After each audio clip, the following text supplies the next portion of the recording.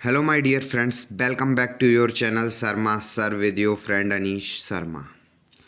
आज की वीडियो में हम ना किसी डायग्राम की लेबलिंग करेंगे, न कोई केस स्टडी क्वेश्चन सॉल्व करेंगे। फिर भी आज की वीडियो बोर्ड एग्ज़ाम के लिए बहुत इंपॉर्टेंट होगी, क्योंकि आज का हमारा टॉपिक है how to represent your copy in board exam.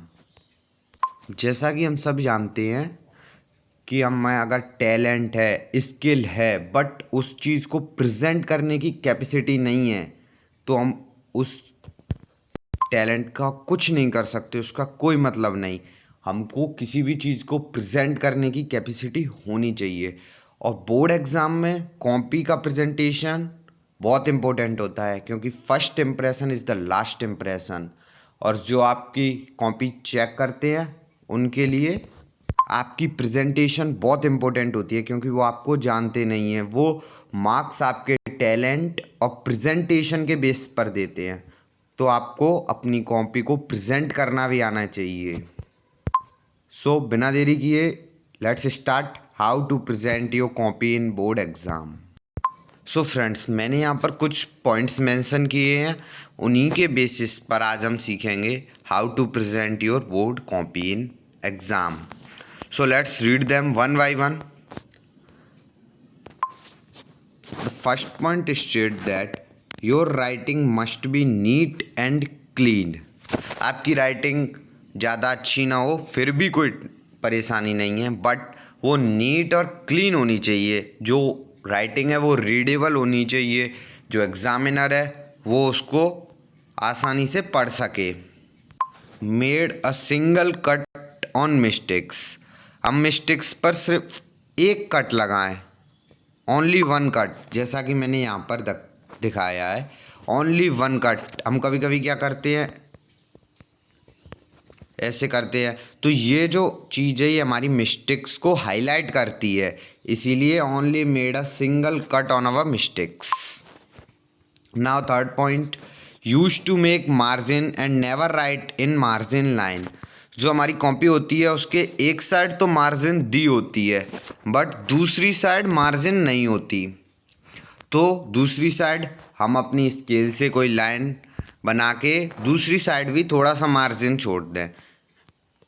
इससे हमारी कॉपी थोड़ी सी और अच्छी लगने लगती है, और जो एग्ज़ामिनर होता है वो उसको अच्छी तरह से समझ सकता है, और मार्जिन में वो मार्क्स भी दे सकता है। क्योंकि अगर वो मार्क्स हमारे क्वेश्चन या आंसर्स के ऊपर लिखेगा तो काउंट करने में थोड़ी मिस्टेक्स हो सकती है, बट अगर वो खुले हुए या प्लेन पेज पर लिखेगा तो उसको काउंट करने में कोई मिस्टेक नहीं होगी। The fourth point is underlined important points. हमको इम्पोर्टेंट पॉइंट्स को अंडरलाइन करना चाहिए। जैसे कि अगर आप लोग समझते हैं कि ये पॉइंट शायद किसी और लड़के ने नहीं लिखा होगा, तो आप उस पॉइंट को अंडरलाइन करो, हाईलाइट करो उस पॉइंट को। The fifth point is try to write headings in capital letter.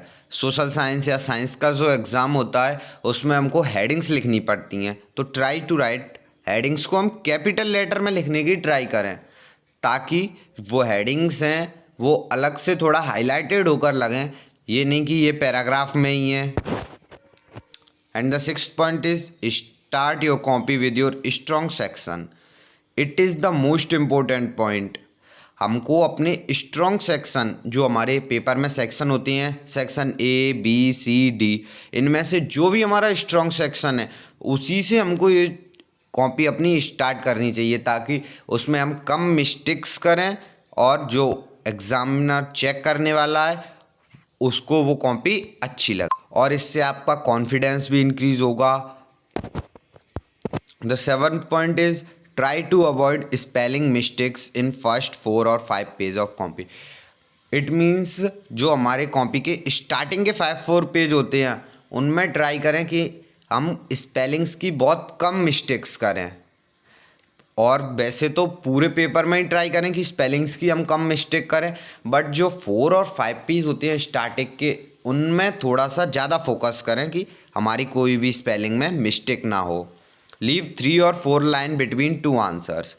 2 answers या 2 क्वेश्चंस हैं उनके बीच में हम 3 से 4 लाइंस का गैप दें, क्योंकि जो एग्जामिनर या चेक करने वाला होता है वो जब उस कॉपी को पढ़ता है तो हो सकता है अगर हमने गैप ना दिया हो और उसका हमारे जो आंसर या क्वेश्चन पर ध्यान ना दिया हो तो वो उस पूरे को एक ही समझ के आपको मार्क्स कम भी दे सकता है। इसीलिए 3 या 4 लाइंस का गैप दें।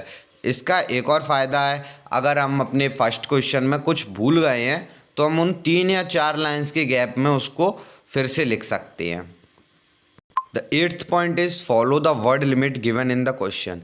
ज़्यादातर स्टूडेंट सोचते हैं कि हम ज़्यादा लिखते हैं तो ज़्यादा मार्क्स मिलते हैं, बट ऐसा नहीं है। जो हमारी क्वेश्चन में वर्ड लिमिट दी है उसी को फॉलो करें।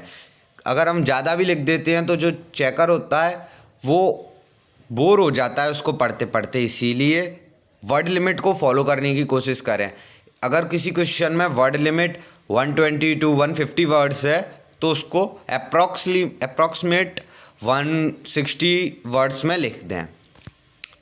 The 9th and the last point is never ever right any answer in single paragraph. कभी भी किसी भी आंसर को एक ही पैराग्राफ में ना लिखें, हमेशा आंसर को पॉइंट बनाकर लिखें, जिससे जो एग्जामिनर है वो उनको ध्यान सही से पढ़ पाए और ध्यान से। सिंगल पैराग्राफ पढ़ते पढ़ते वो बोर भी हो सकता है, बट अगर पॉइंट्स देंगे तो अकॉर्डिंग पॉइंट्स भी नंबर मिलते हैं। और ये एडवाइस भी देना चाहूँगा मैं आपको इसी के साथ साथ कि कभी भी किसी भी क्वेश्चन को लीव ना करें अपने बोर्ड एग्ज़ाम में, क्योंकि बोर्ड एग्ज़ाम में क्वेश्चन की स्टेप वाइज मार्किंग होती है। अगर आपको वो क्वेश्चन आधा आ रहा है तो उसको आधा सॉल्व करके आइए, बट छोड़ के मत आओ, क्योंकि उसमें आधे मार्क्स का भी नंबर मिलेगा।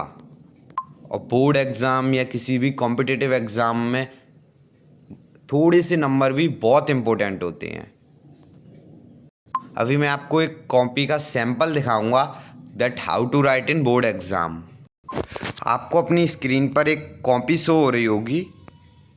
आपको बोर्ड एग्ज़ाम में इसी तरह से मार्जिन ड्रॉ करके लिखना है, और हो सके कम से कम ब्लैक पेन का यूज़ करना।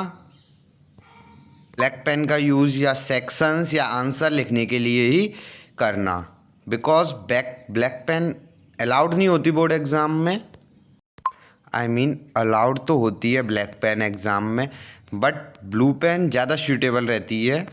सो आप जो अपने आंसर्स हैं उनको ब्लू पेन से लिखना और कम से कम ब्लैक पेन का यूज़ करना, और इस तरह से मार्जिन ड्रॉ करके, ताकि जो चेक करने वाला है वो आपको इन मार्जिन में नंबर भी दे सके और आपकी कैलकुलेशन में कोई मिस्टेक ना हो। So friends, thank you very much. अगर ये वीडियो आपको अच्छी लगी हो तो please like this video and subscribe my channel Sharma sir, and best of luck for your upcoming exam.